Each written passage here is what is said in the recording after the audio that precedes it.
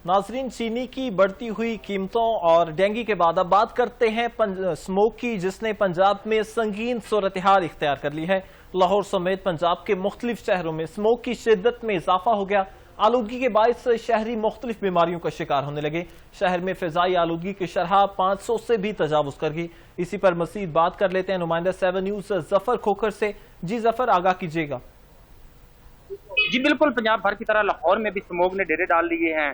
Smoke की वजह से लोग जो हैं गला और सांस जैसी वबाई मराज का शिकार हो रहे हैं।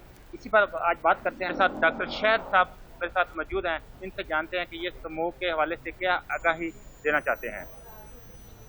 ये स्मोक की वजह से स्किन की बीमारियां और सांस की बीमारी में इजाफा हो रहा है।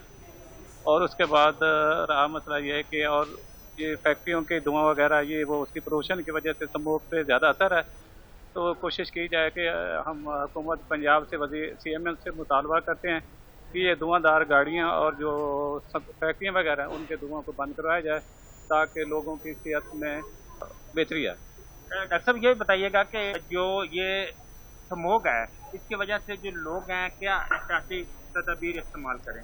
उसमें सबसे पहले तो ये है कि वो मास्क का इस्तेमाल करें और उसके बाद बग़ैर ज़रूरी वजह से घर से ना निकलें और बग़ैर ज़रूरी वजह से वो कहीं ट्रैवल या सफ़र ना करें। जी बिल्कुल, आपने डॉक्टर साहब की बात सुनी। डॉक्टर साहब का यही कहना है कि गैर ज़रूरी सफ़र ना करें और जो लोग हैं अब मास्क का इस्तेमाल करें। जी ठीक है, बहुत शुक्रिया जफर खोखर, आप हमें आगाह कर रहे थे। लाहौर समेत पंजाब के मुख्तलिफ शहरों में स्मोक की शिद्दत में इजाफा हो गया। आलूदगी के बायस शहरी मुख्तलिफ बीमारियों का शिकार होने लगे। शहर में फिजाई आलूदगी की शरह 500 से भी ज़ायद तजावुज कर गई है। इस हवाले से हमने आपको बताया।